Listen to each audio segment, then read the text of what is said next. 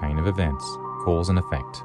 We analyze what went right and what went wrong, as we discover that many outcomes can be predicted, planned for, and even prevented. I'm John Gigi, and this is Causality.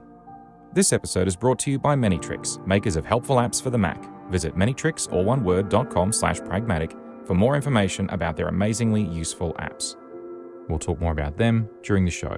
Causality is supported by you, our listeners. If you'd like to support the show, you can by supporting our sponsor or by becoming a premium supporter. Premium support is available via Patreon and through the Apple Podcasts channel subscription. Premium supporters have access to early release, high-quality, ad-free episodes, as well as bonus material from all of our shows not available anywhere else. We're edging closer to our monthly goal to go advertising-free across the network, but we can only do that with your help. Causality is also a podcasting 2.0 enhanced show, and with the right podcast player, you can also stream Satoshis and boost with the message as you listen. Just visit engineered.network/causality to learn how you can help this show to continue to be made. Thank you. Don't forget to check out our other shows on the Engineered Network, including the new Pragmatic Electric video series that you can watch in Podfriend, Curiocaster, the Apple Podcasts app, Downcast, Podcast Guru, or if you're into YouTube, it's there too. Make sure you check it out today. Beirut Warehouse 12. On Tuesday, the 4th of August 2020, at 6:08 p.m. local time, an explosion occurred in Beirut that was so intense that it was detected by the US Geological Survey as a 3.3 magnitude seismic event with an estimated 1.1 kiloton equivalent blast. The sound was heard as far away as Cyprus, 240 kilometers or 150 miles away, and it was felt through parts of the Middle East and Europe. The chain of events that led to this took place over nearly 7 years and relates to a compound called ammonium nitrate. So where do we begin? Ammonium nitrate is not generally referred to as an explosive, but rather as an oxidizer, as it can be used for agriculture as a fertilizer, but also by the mining industry, where it's mixed with other agents and becomes a tertiary explosive. A tertiary explosive that uses ammonium nitrate, that is very common, is ANFO, ammonium nitrate fuel oil, where the fuel oil used is often just regular diesel fuel. The mixture is then put in position, usually in a hole for blasting. Then a detonator is used to trigger the explosion. Hence, detonator plus fuel oil plus ammonium nitrate equals explosive. And that's why it's often referred to as a tertiary explosive. When manufactured, it's generally produced in small, round balls they call prills, leading to the common name by Orica of nitropryl. In its raw form, ammonium nitrate won't self-combust. However, it must be stored in a dry environment away from other ignition sources, combustible materials, and contaminants. Let's talk a little bit about the event. The event itself, or the most likely trigger event perhaps, started several days earlier when the electrical contracting company that had handled electrical maintenance at the port for 3 decades had been brought in to repair several doors of Warehouse 12, amongst other things. The repairs took several days, and on the 4th day, Tuesday the 4th of August 2020, they were repairing doors 3 and 11 of Warehouse 12 using a welder. They concluded works on Warehouse 12 at approximately 4 p.m., then proceeded to another part of the port for further works and left site at approximately 5 p.m. that day. At 5:54 p.m., a video was uploaded to Twitter showing smoke coming from the northeast corner of Warehouse 12, approximately near doors 5 and 6 and bays 1 and 2. Within a minute of this post, the local 7th Division firefighters were alerted both by the security forces and citizens on the street nearby and dispatched to the port. At approximately 5:56 p.m., there was an explosion in the warehouse, though the structure had remained intact at that point, forming a thick grey cloud column of smoke now rising from the warehouse. At 5:59 p.m., firefighters arrived at Warehouse 12 and reported hearing sounds of fireworks going off randomly from within the warehouse, which was now well ablaze. At 6 p.m. exactly, the colour of the smoke changed to a darker colour, which was most likely from a stack of tyres being stored in the warehouse. By 6:07 p.m., the smoke plume had intensified to the point where fighting the blaze was becoming impossible as the heat was too intense, with fireworks now going off at a great intensity on the northwest side of the warehouse. And at 6:08 p.m., the primary explosion occurred, which was well captured by many onlookers both close by and distant. The explosion was spherical and expanded rapidly, and due to the humidity in the air, a condensation cloud ring, sometimes called a Wilson cloud, appeared around the fireball from the explosion. Cloud rings like this are caused by the negative pressure period as the hot air from the fireball rises, creating a low pressure zone, drawing in fresh air into the rising plume, and this reduces the density of the air surrounding it. Since the air is near its dew point, as the pressure drops, water vapor condenses instantaneously, and then as the air pressure equalizes, it dissolves back into the air mass again and disappears just as quickly. Within 7 seconds of the explosion, a dark, red smoke cloud resembling a mushroom in shape had reached 750 meters above the surface. The nearest hospital was only 850 meters from the point of the explosion, which caused so much damage that they had to evacuate all 332 patients and were then unable to function effectively from a temporary triage area set up outside the emergency room at street level outside. 4 nurses were killed, and the many injured people went instinctively to the hospital as it was the closest medical care available, and the temporary field hospital was quickly overwhelmed. Car alarms and building security alarms rang endlessly through the streets as a grey dust and glass shards settled on buildings, cars, and the street itself. Glass windows had been shattered up to 10 kilometers or 6 miles from the source of the blast. The debris on many of the city streets was so bad, functioning vehicles still couldn't drive on them. The next nearest hospital that some had managed to walk to wasn't in much better shape. Initially, and given Lebanon's proximity to Israel, it was thought to have been a missile attack. Many locals held their breath and waited for a second strike, as they had become accustomed in recent wars. But as the dust settled, they realized this was something very different. There was no radar evidence, no video evidence of a missile, and it was denied by the Israeli government. The cause of the fire that triggered the explosion was most likely to have come from the nearby welding activity. However, there was also a suggestion the fire started in Warehouse 9 and spread to 12, but no specifics on how the Warehouse 9 fire started either. Due to the size of the explosion, the lack of witnesses, the lack of video footage prior to 5:54 p.m., there's currently no publicly available information to determine the true source of the fire that led to the explosion. Speaking of officials and public for a moment, in the hours that followed the explosion, there was no government support, no assistance, no guidance, nothing. People were left to fend for themselves, with hospitals helping wherever they could, the clearing of rubble done by those that weren't severely injured that had survived, using their bare hands. The final death toll is unclear, however, it is estimated to be at least 218, with over 7,000 people injured. The explosion caused an estimated $15 billion in damage and left over 300,000 people homeless. The grain elevator adjacent to the warehouse that contained nearly 85% of the country's grain stocks has about half of its structure still barely standing, but is no longer functional. And the explosion created a 140-meter, that's 460 feet wide blast crater, now mostly filled by seawater from the port. The explosion was so large it has been classified as the 3rd most devastating single urban environment explosion in history, 3rd only to the bombs dropped at the end of World War II on the Japanese cities of Nagasaki and Hiroshima. There have been many investigations of various levels of repute, and many of them struggled to definitively determine the facts since so many facts remain unknown. Either the evidence was destroyed by the blast, or there has not been enough access to critical information and personal testimony of those involved, sometimes for political or legal reasons. It's anything but straightforward. Let's talk about a little bit about the domestic investigation. On the 10th of August 2020, the government referred the investigation to the Judicial Council, who is a special court whose decisions are not subject to appeal by law. It's reserved for the cases that are considered especially serious, though can only have cases assigned to it by a cabinet decree and recommendation from the Justice Minister. The Higher Judicial Council, HJC, approves the appointment of a judicial investigator by the Justice Minister, and that investigator then leads the Judicial Council. The investigator, in this case was Judge Fadi Sawan, then issues the indictment before the case is referred to trial.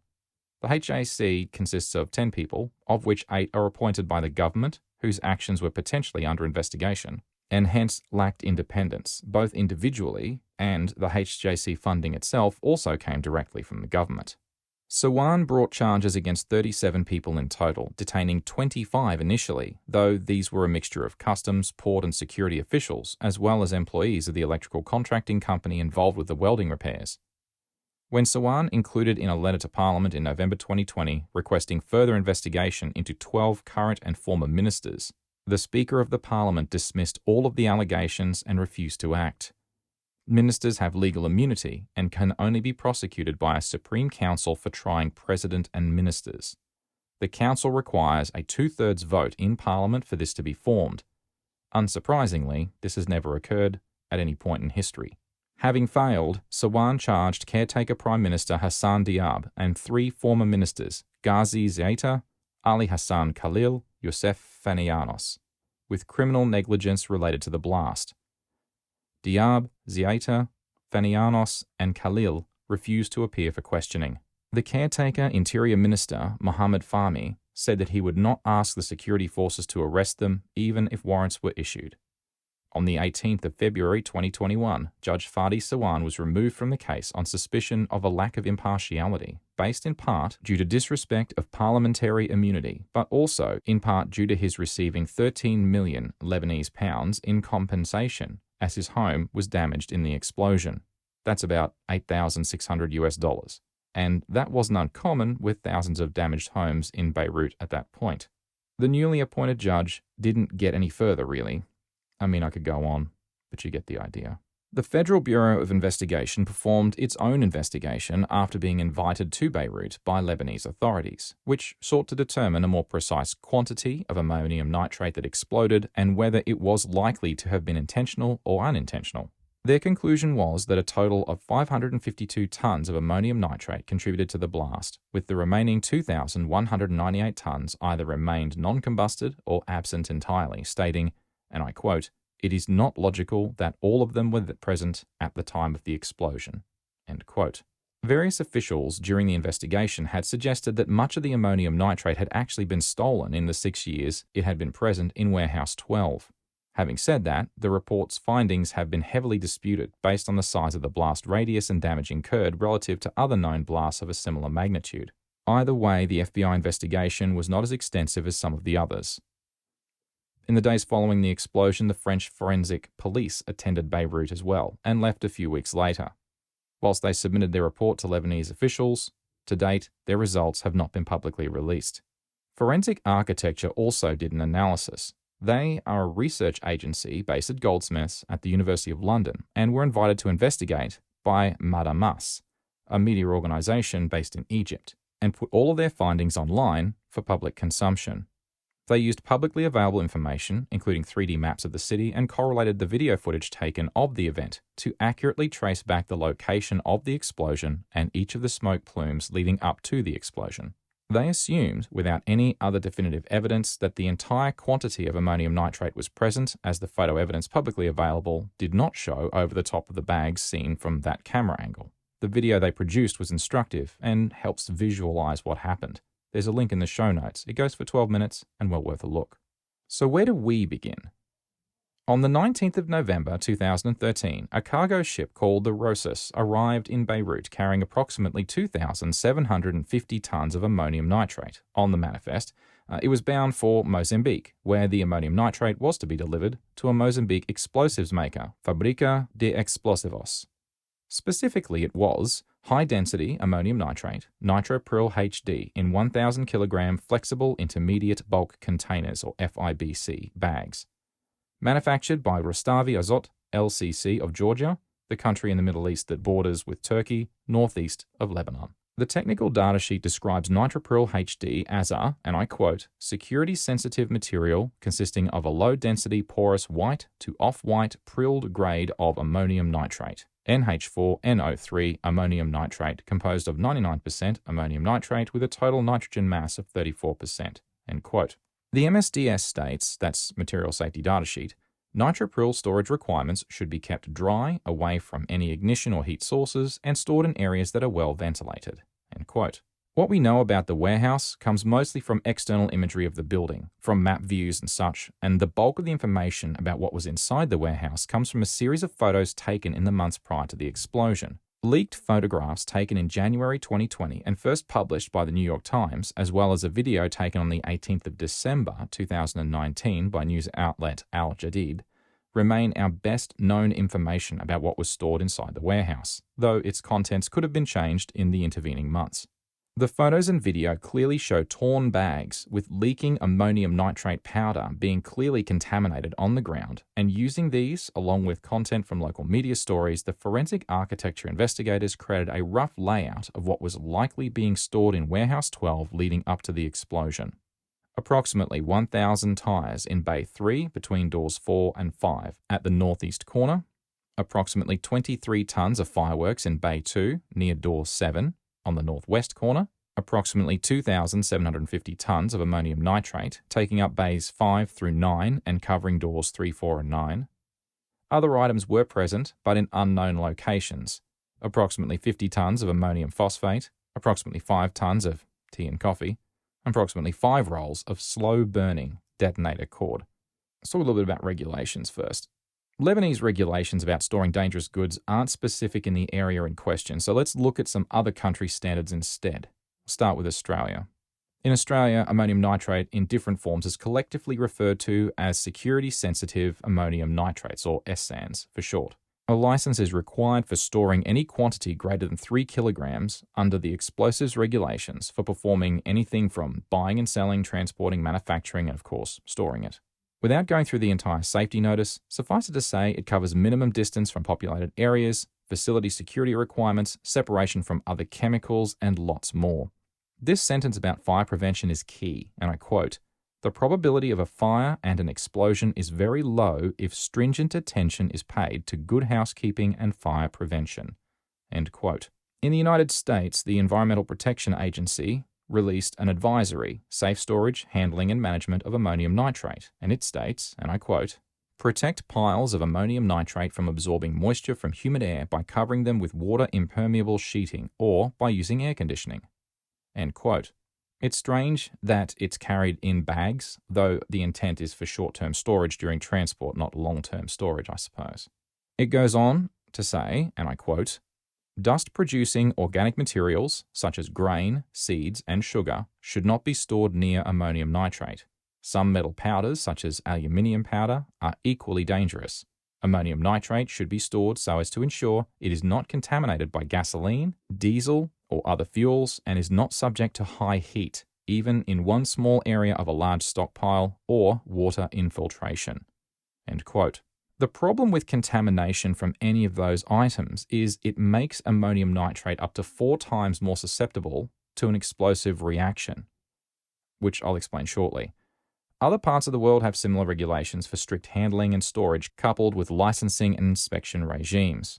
This episode is brought to you by Manytricks, makers of helpful apps for the Mac, whose apps do, well, you guessed it, many tricks. Their apps include Butler, Keymail, Leech, Desktop Curtain, TimeSync, Usher 2, Menuware, Moom, Name Mangler, Witch, and Resolutionator. There's so much to talk about for each app that they make, so we're just going to touch on some highlights. Usher 2, the return of the classic Usher, but now it's a full 64-bit app that works with the latest versions of macOS, including Monterey. So what is Usher? It's an amazing, powerful media management and playback app that can see movies you have in TV, music, and Photos apps or any library location you'd prefer on your Mac. It can organize them for you if you like. You can create advanced playlists and sorting criteria, and you can even edit their information all from within Usher. Menuware puts your Mac's menu anywhere, well, wherever your mouse pointer is. It's such a simple idea that is so very handy. Instead of having to mouse up to the top of the screen, press a hotkey of your choice and Menuware puts the menu right where your mouse is. You show the current active apps menu or the entire menu, then you pick your app from there if you prefer, and as another bonus time saver, you can even hide the menus that you rarely use. It's a great time saver for me, and I bought it within a minute of trying it because I saw the value in it immediately. Moom makes it easy to move any of your windows to whatever screen positions that you want, halves, corners, edges, any fraction you like of the screen, and then you can even save and recall your favorite window arrangements with a special auto-arrange feature when you connect or disconnect an external display. It has full touch bar support and keyboard integration with Adobe's apps, and it also works perfectly on an iPad operating in sidecar mode. It's the first app that I load on a new Mac because it's just awesome. Name Mangler. You've got a whole bunch of files to rename quickly, efficiently, and in large numbers? Well, then Name Mangler can help. It's designed for staged renaming sequences with powerful regex pattern matching. Recent additions include a group by feature. When making a sequence, and title case conversions can now keep their existing formatting or convert to lowercase on word length. The best part is, it shows you the result as you go, and if you mess something up, just revert back to where you started and try again. Which. You should think about which as a supercharger for your Command Tab app switcher. If you've got 3 or 4 documents open at once in any one app, then which's beautifully simple pop-up quickly lets you pick exactly the one you're looking for. You can switch between tabs as well as apps and app windows with horizontal, vertical, or menu bar switching panels. With text search for switching, you can show the frontmost app in the menu bar icon with full touch bar support and much, much more. And finally, Resolutionator. And it's so simple. A drop-down menu from the menu bar, and you can change the resolution of whatever display you like that's currently connected to your Mac. The best part, though, you can even set your resolution to fit more pixels than are actually there. It's very handy when you're stuck on your laptop and you need more screen real estate. Now, that's just 6 of their great apps, and that's only about half of them, and they all work with the latest version of macOS Monterey.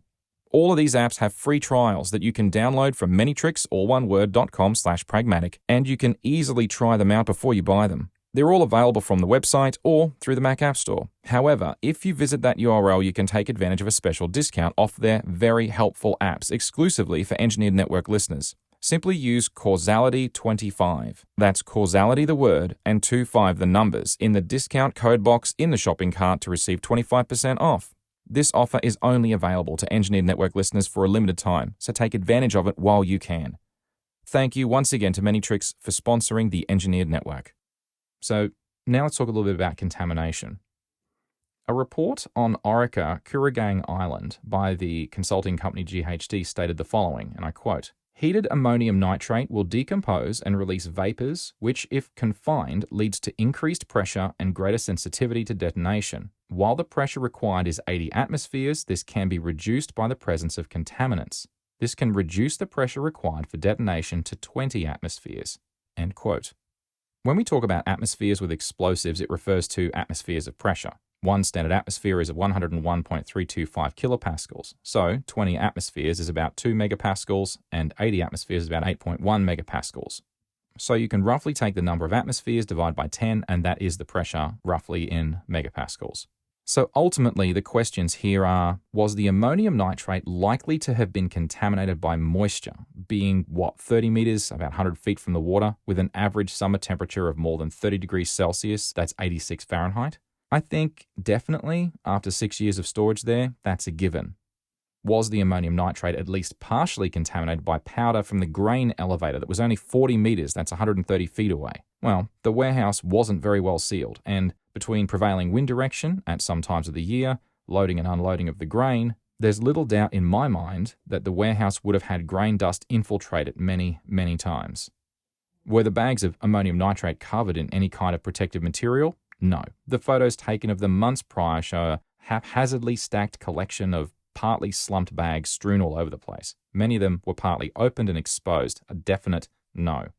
Finally, let's talk about confined spaces. One of the things that makes storing some materials in confined spaces dangerous is that it allows the temperature and pressure to increase under a fire scenario. This is basic physics. The ideal gas law is PV equals nRT, where P is pressure, V is volume, N is Avogadro's number, R is our gas constant, and T is the temperature. Well, that's nice, isn't it? But it's more useful when we do some algebra and determine that the balanced equation, eliminate the constants, gives us P1 V1 over T1 equals P2 V2 over T2. That's the so-called combined gas law. Therefore, if the volume of a confined space remains constant, as temperature increases, the pressure increases as well. In this case, all it took was the nearby fireworks fire to increase the temperature enough, and a byproduct of fireworks, like metal filings, likely would have further contaminated and further destabilized the ammonium nitrate. Then, as a highly unstable bag or part of a bag hit that critical pressure of 20 atmospheres, it started rapidly decomposing, and a small explosion which then kicked the local pressure up in milliseconds, and the significant amount of it went off in an enormous chain reaction. The plant director from Rustavi Azot stated that the decision to store the ammonium nitrate in Warehouse 12 was, and I quote, a gross violation of safe storage measures. End quote. Done with physics for a bit? Okay, let's get back to the boat. The boat wasn't originally intended to stop in Beirut. There are two versions as to why it did, with the first being that an order came in from the owner of the boat to take on an unplanned load of heavy machinery in Beirut, then deliver it to Aqaba in Jordan on their way to the Suez Canal. The other version is that the ship encountered technical problems due to its poor state of repair, and it was forced to enter the port of Beirut as it was the closest port at that time. Whichever the reason, once it was in port, a decision was taken to attempt to take on a load of heavy machinery.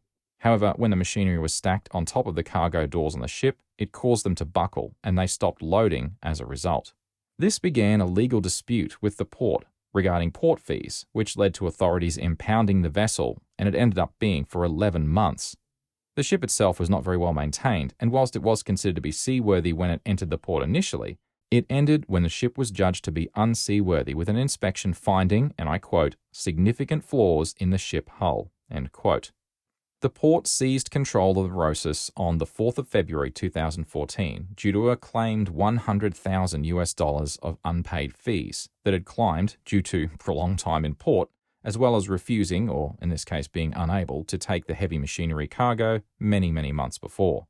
The remaining crew that had been trapped on the vessel due to immigration left the vessel and returned home, and letters were lodged to the courts stating concerns about the ammonium nitrate being kept on the impounded craft on the basis the ship was no longer seaworthy.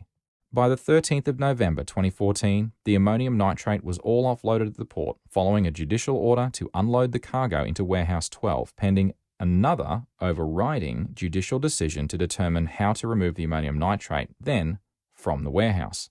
The chief of the piers at the time agreed that Warehouse 12 was a safe place to store them.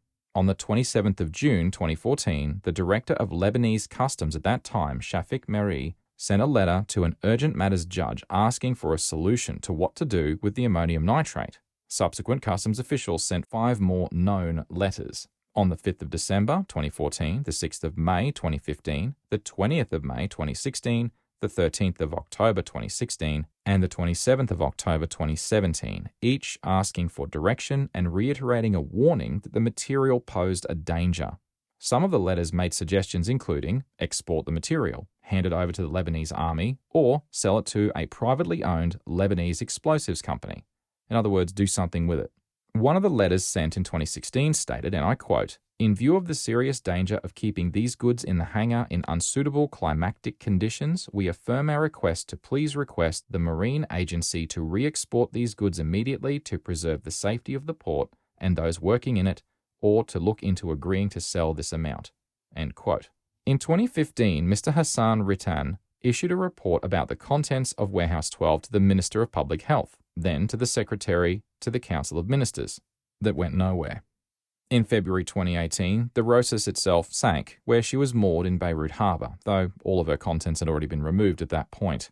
We've now reached 2019, and Captain Joseph Nadaf was selected by the Agency for State Security to take over the Port Authority in 2019 with the remit to address any corruption therein, with 10 soldiers to support him. In October 2019, he was informed about the ammonium nitrate in Warehouse 12 and could only spare one person for an investigation. The report he submitted stated that there was a vast quantity of ammonium nitrate stored in Warehouse 12 that was very dangerous, and not only could be used to make explosives, but if it caught fire, could destroy the Port of Beirut. He reported his findings initially on the 6th of December 2019 to the Ministry of Public Works and Transport. They forwarded the report to the Ministry of Justice, who then submitted the report to a commission of judges, which serves as the legal department for the state. They requested lawyers to issue orders to approve their removal from the warehouse to a place somewhere outside of Lebanon. However, those orders were never sent. Following the explosion, then Major Joseph Nadaf was held in jail, along with many others, without specific charge, but in relation to the explosion. Let's talk a bit about the aftermath. Prime Minister Hassan Diab resigned on the 10th of August 2020, and Lebanon still has no formalized government.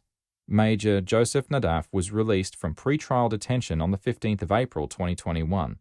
At the time of recording, finding information on any legislative changes in Lebanon as a result of this incident remains difficult, but if we're hoping for something positive to come out of this, there are examples of other countries taking note. In New Delhi, the Indian Express reported that in September 2021, their government amended existing legislation, now requiring ammonium nitrate received at ports to be transferred to storage houses at least 500 meters beyond the port area.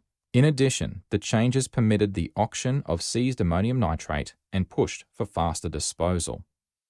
The people of Lebanon have begun the slow process of rebuilding what's left of the city of Beirut. At the time of recording, no officials have been prosecuted in relation to this incident. The documentary, Beirut Blast, The Story of Warehouse 12, is worth watching. I found a link where you could see it. It's a confronting, emotional documentary that's difficult to watch. It's well worth a watch. So what do we conclude from all of this? Firstly, this is not a show about the politics in the Middle East or anything regarding Syria, Lebanese governments, and not about conspiracy theories either. But in the absence of any internationally recognized, formally accepted investigation, it's hard to not acknowledge, should we say, highly divided priorities of those people in charge leading up to the explosion. I could talk about the government, its structure and whatnot, but that wouldn't change anything. The lessons to be learned from this incident, for me at least, lay around the need for education and regulation. I hear from time to time about how some countries have become nanny states and that we've become too regulated. For some things, some freedoms, this may be true in some places, but for storage of dangerous goods, the regulations are there to prevent explosions like this from occurring, or if they do, to prevent loss of life as a result.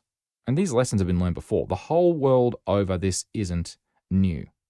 Or then maybe it is for some people. When I drive past a truck hauling a liquid, and there's a sign on the side saying something like it's carrying sodium hypochlorite, I remember the time that I spilt sodium hypochlorite on my work clothes and my skin, and it burned, and within days my clothing disintegrated. I remember that very clearly. The average person driving past that truck might think, sodium hyper what a lot? What's that for? Maybe they just think, oh, that's a truck. The point is, it's about education, about teaching as many people as we can what dangerous goods are, and ask the question, is it safe to keep them here in this way? And if that's the best we can do, then that's the best we can do. And if enough people ask the right questions and through that education recognize the danger, then that can lead to a change and prevent an incident from occurring. Now, those tertiary explosives arrived there in 2013. People coming and going had years to ask the question, is that safe to be stored there? And they did. There were reports, experts doing walkthroughs, even military personnel were put in a position to flush out problems at the port. And despite all of that, everyone pushed the papers along the desk, but no one took a decisive action. Now, it's possible that there were strings being pulled high up. Yes, that's possible. But it's equally possible that the people in those high-up positions receiving those letters just saw them, didn't believe that the risk was real, or didn't understand the risks, and just let those warnings sit on the bottom of a stack of paper. They had other things to worry about. I mean, if you knew the real risks of storing that stuff, would you just, switch to working through your budget spreadsheet? The people high up, they were walking, driving past a literal ticking time bomb. Multiple times a week. It was their city. It was their neighborhood too. So Occam's razor says, no, they wouldn't ignore it if they knew.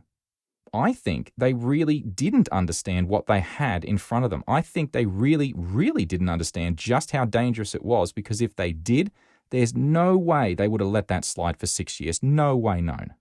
The ignorance of the people responsible, to me, is the most likely cause. People in positions of authority are regularly asked to make decisions about things they don't understand, which is why expert panels develop standards and regulations to follow, and those, in this case, were also limited. Whilst there have been some calls to eliminate the use of ammonium nitrate globally, that will take time and good alternatives, and until then, we need to ensure people better understand that every material is required to have an MSDS, that's a material safety data sheet. And they need to learn what the risks are when it's stored, when it's transported, when it's used. So educate yourself. Ask questions. And remember that ignorance is only bliss until something goes horrifically wrong, and then it isn't anymore. I'd personally like to thank Manytricks for sponsoring the Engineered Network. If you're looking for some Mac software that can do many tricks, remember to specifically visit this URL, manytricks.com/pragmatic, for more information about their amazingly useful apps. If you're enjoying Causality and want to support the show, you can by supporting our sponsor or by becoming a premium supporter. We're edging closer to our monthly goal to go advertising free across the network, but we can only do that with your help. You can find details at engineered.network/causality about how you can help this show to continue to be made. A big thank you to all of our supporters, and a special thank you to our silver producers, Mitch Bilger, John Whitlow, Kevin Kosh, Oliver Steele, Leslie Law Chan, Shane O'Neill, Hafthor, Jared, Bill, Joel Marr, and Katharina Will.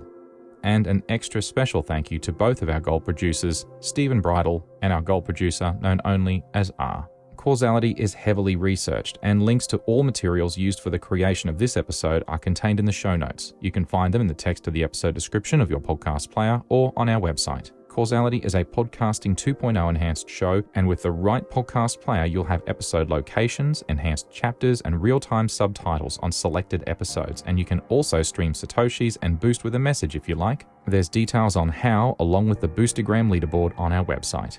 Don't forget to check out our other shows on the Engineered Network, including the new Pragmatic Electric video series that you can watch in Podfriend, Curiocaster, the Apple Podcasts app, Downcast, Podcast Guru, or if you're into YouTube, it's there too. Make sure you check it out today. You can follow me on the Fediverse at Chidgey at engineered.space, on Twitter at JohnChidgey, all one word, or the network at engineered_net. This was Causality. I'm John Chidgey. Thank you so much for listening.